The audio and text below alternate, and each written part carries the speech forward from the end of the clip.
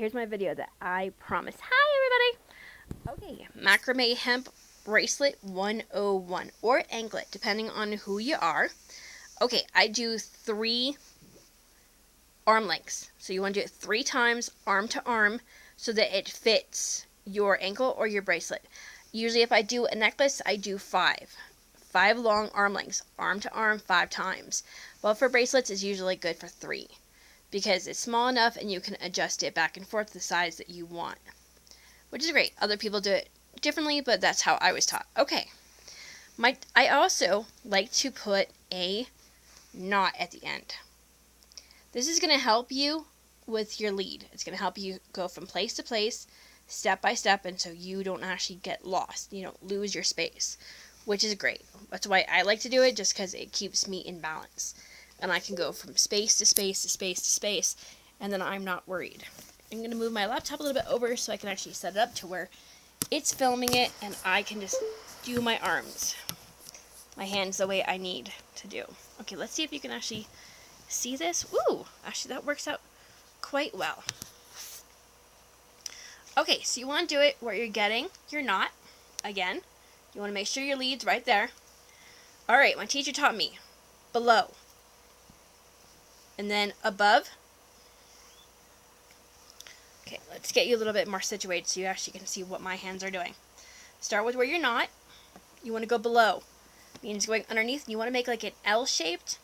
Then you want to go above, and then you want to take the above cord and pull it through. Just like a knot, you just want to pull it really, really, really tightly. Start at the top. I'm not going to add beads right now because I kind of do it differently than most people do, but alright, go below, go above, and pull. This is a pretty simple step. I'm not really sure what the technical term is. I've never learned the technical term. Okay, make an L shape.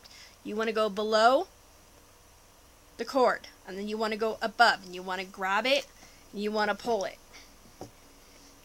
So you just kind of chant, go below, above, below, below.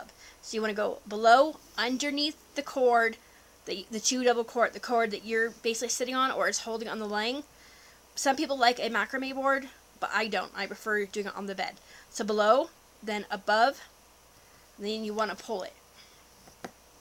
Once you get into rotation and you're doing it, and you just kind of chant below, above, you always want to find out where the knot is. So go below, above, below, below, below, below, above, below, and above. And you want to just keep doing it in rotation.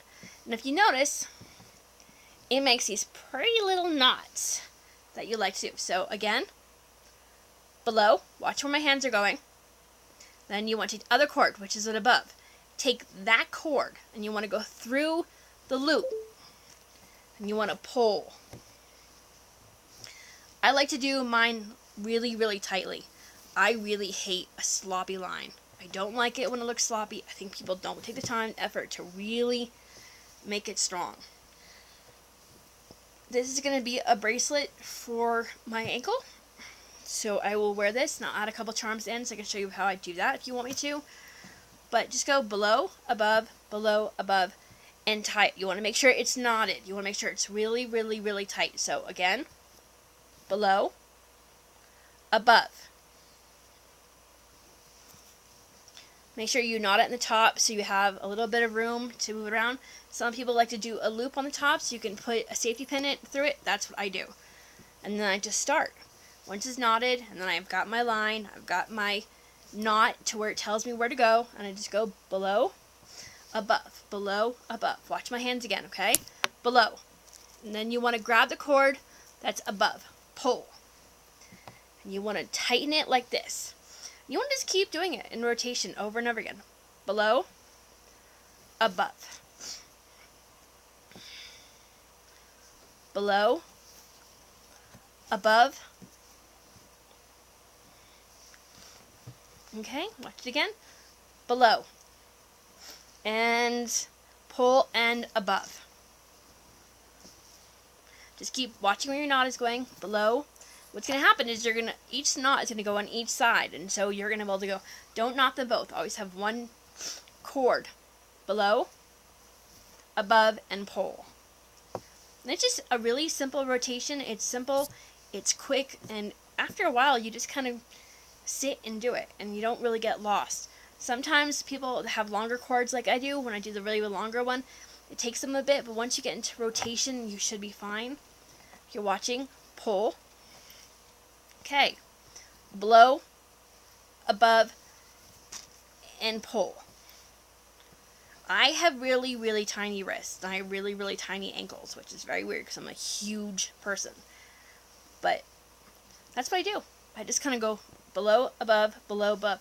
And for the first time, it does take it hard. You can get really, really lost if you don't, which I've done.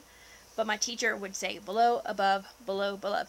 And if you're ever in San Diego, there's a place called Beads and More. And the owners taught me how to do this. Julia and her husband. You can always go in there. They have great classes that teach you in San Diego. It's downtown San Diego, at the beach. Okay, now your cord is getting low. So you're going to go below, above. And what I do is I like to have a little bit of room to kind of play with. But I finish it down until it's also very much down to where I can knot it again. And I like to do a loop-to-loop so that I can work with it. And if you notice the cord's getting smaller and smaller, I'm just following the knot. It's letting me knot places I want. Like I said, if you want to do a necklace, it's 5 long, 5 times arm to arm. Okay, you notice how the cord's getting really, really low now, which it depends on if you really want it tight. I leave a little bit of room so that I can knot it the way I want or set it up. Alright, then once you pull it, let me show you. Let me get closer. Okay, see how this way it is? Alright, so I cut it at the end and give myself enough leeway. Cut. You want to make sure that it's actually in line with each other. And then what you want to do is you just want to go, knot it. What I do is I do a double knot all together at the same one time. And you do it twice so that the cords actually really stay in line. Make sure that each little piece is in there because it can get lost. Okay. And you just want to move it up, and you want to pull the cords underneath it. So you can move, and you actually can. You can it gets to the point where it actually crawls. And what I like to do is, there's a little bit more room right here at the very end usually for me. So what I like to do is I like to just kind of move the hemp around so that it's more flexible. Alright. You see me unsafeting above. Okay, here you guys go. Here is the finished product. You want to make sure you have the little loop there, and you go like that. Depending on how it is, you can make it into an anklet, a bracelet. It's on a pretty knot. I don't know what this knot is called, but I love it. It's one of my favorites, and this hemp is strong. I know because my dogs chew on it when I'm done, and I don't want to use a piece anymore. I give it to my dogs, and they loved it. It's a tasty treat. Okay, I'm done. Bye.